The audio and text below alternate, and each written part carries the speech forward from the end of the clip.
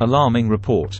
Plastic chemicals causing infertility, diabetes found widespread in common food items. These items can contain harmful chemicals such as bisphenols and phthalates. Bisphenols and phthalates in our food are endocrine disruptors, which means that they can interfere with the production and regulation of estrogen and other hormones. In this video we will take a deep dive into how these chemicals cause harm to the body and how they make it into our food in the first place. Preface: from the farm to the table. By the time you open a container of yogurt, the food has taken a long journey to reach your spoon. You may have some idea of that journey, from cow to processing to packaging to store shelves. But at each step, there is a chance for a little something extra to sneak in, a stowaway of sorts that shouldn't be there. That unexpected ingredient is something called a plasticizer, a chemical used to make plastic more flexible and durable. Today, plasticizers, the most common of which are called phthalates, show up inside almost all of us, right along with other chemicals found in plastic, including bisphenols such as BPA. These have been linked to a long list of health concerns, even at very low levels. The findings on phthalates are particularly concerning. We found them in almost every food we tested, often at high levels. The levels did not depend on packaging type, and no one particular type of food, say, dairy products or prepared meals, was more likely than another to have them. For example, we found high levels in, among other products, Del Monte sliced peaches, chicken of the sea pink salmon, Fairlife Core Power high protein chocolate milkshakes, Yoplait original French vanilla low-fat yogurt, and several fast foods, including Wendy's crispy chicken nuggets, a Chipotle chicken burrito, and a Burger King Whopper with cheese. Organic products were just as problematic. In fact, the highest phthalate levels we found were in a can of Annie's organic cheesy ravioli. Yet some products had much lower levels than others. A serving of Pizza Hut's original cheese pan pizza, for example, had half the phthalate levels of a similar pizza from Little Caesars. Levels varied even among products from the same brand. Chef Boyardee Big Bowl beefaroni pasta in meat sauce had less than half the level of the company's beefaroni pasta in tomato and meat sauce. That tells us that, as widespread as these chemicals are, there are ways to reduce how much is in our foods, says James E. Rogers, Ph.D., who oversees product safety testing at Crossing. The trouble is, there are so many ways these chemicals enter our food. Early efforts to limit exposure to them focused on packaging, but it's now clear that phthalates in particular can also get in from the plastic in the tubing, conveyor belts, and gloves used during food processing, and can even enter directly into meat and produce via contaminated water and soil. There are few regulations restricting the use of these chemicals in food production, or requiring that manufacturers test foods for them. But our guide can help you learn how plasticizers get into your food, how to reduce your exposure, and how key changes by industry and regulators could make our food safer. Part 1: The problem with plastic chemicals. Bisphenols and phthalates in our food are concerning for several reasons.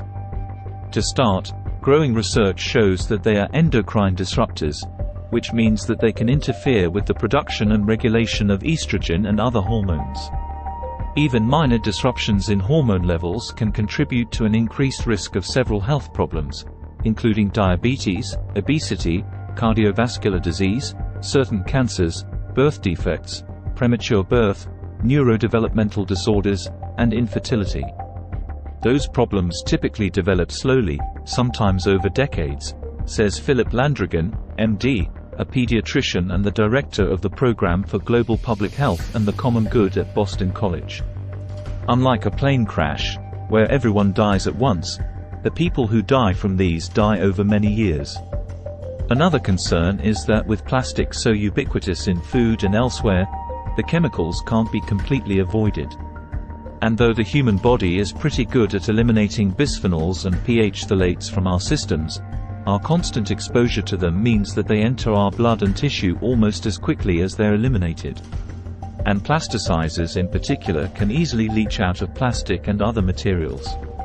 In addition, The chemical's harmful effects may be cumulative, so steady exposure to even very small amounts over time could increase health risks. All that makes it difficult to trace any particular bad health outcome, say, a heart attack or breast cancer, to the chemicals. And it makes it hard for regulators to set a limit for what is considered safe for any food. As a first step, the key is to determine how widespread the chemicals are in our food supply, Rogers says. Then we can develop strategies, as a society and individually, to limit our exposure. Part 2: High risks even at low levels.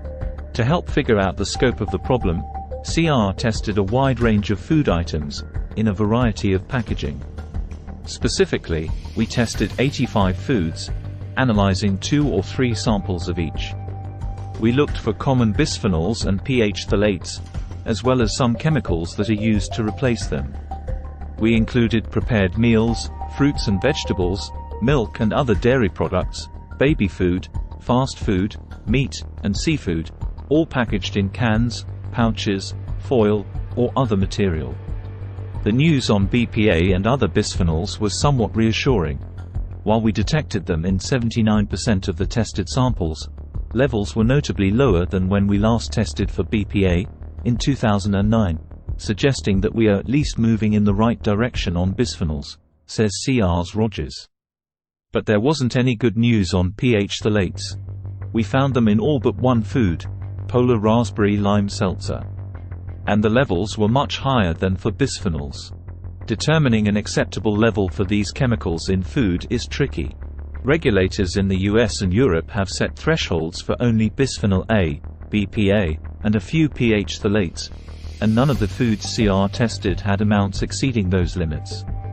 But many of these thresholds do not reflect the most current scientific knowledge, and may not protect against all the potential health effects, says Tunde Akinle, the CR scientist who oversaw CR's tests.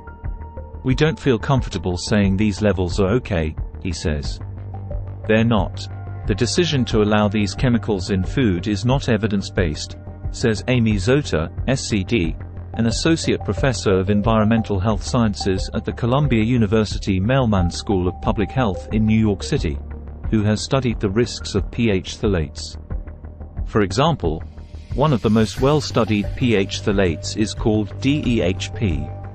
Studies have linked it to insulin resistance, high blood pressure, reproductive issues, early menopause, and other concerns at levels well below the limits set by American and European regulators. It was the most common phthalate that we found in our tests, with more than half of the products we tested having levels above what research has linked to health problems. In addition, Akinle says that with exposure to these chemicals coming from so many sources, not only food but also other products, such as printed receipts and household dust, it's difficult to quantify what a safe limit would be for a single food. He says. Part 3: Making food safer. Growing concerns about the health risks posed by these chemicals have led U.S. regulators to meaningfully curtail the use of these chemicals in a number of products, but not yet food. For example, the federal government has banned 8 phthalates in children's toys. But, with the exception of a 2012 ban on BPA in baby bottles, extended in 2013 to infant formula cans, there are no substantive limits on plastic-related chemicals in food packaging or production. Although the Food and Drug Administration no longer allows certain phthalates in materials that come into contact with food, the agency updated its regulations only after those chemicals were no longer in use. And just last year, it rejected an appeal from several groups calling for a ban on multiple phthalates used in materials that come into contact with food. An FDA spokesperson told CR that in 2022 it asked the food industry and others to provide the agency with additional data about the use of plasticizers in any material that comes into contact with food during production, and might use that information to update its safety assessments of the chemicals. CR's food safety scientists and others say such a reassessment by the FDA and other agencies is overdue and essential. Since bisphenols and phthalates are hazardous chemicals, they should not be allowed at all in food contact materials, says Erica Schroeder, the science director at Toxic Free Future, an advocacy group. Supermarket and fast food chains, as well as food manufacturers, should also be required to take action, Rogers says, and should set specific goals for reducing and eliminating bisphenols and phthalates from all food packaging and processing equipment throughout their supply chains. CR contacted certain companies in our tests that had products with the highest phthalate levels per serving, and asked them to comment on our results. Annie's, Burger King, Fairlife, Little Caesars, Moe's Southwest Grill, Wendy's, and Yoplait did not respond to our requests for comment. El Monte, Gerber, and McDonald's emphasized that they abide by existing regulations. Gerber added that it requires its suppliers to certify that its food packaging is free of BPA and phthalates. Chicken of the Sea said it requires its suppliers to certify that neither products nor packaging has intentionally added BPA or phthalates, but it acknowledged that fish live in water that is often polluted with phthalates. More chemical companies need to step up, too, by creating safer, more sustainable materials. We want things to be functional, but also non-toxic and biodegradable and renewable, says Hanno Erythropel, Ph.D., at the Center for Green Chemistry and Green Engineering at Yale University in New Haven, Connecticut. That may be tough, he acknowledges, but it should be possible. An entire field called green chemistry is working to develop just these sorts of alternatives. In the meantime, see our advice on what you can do now to limit your exposure to these chemicals. If you would like to see this video next, comment next video and subscribe for the information when it drops. Thank you for watching. Have an extraordinary day.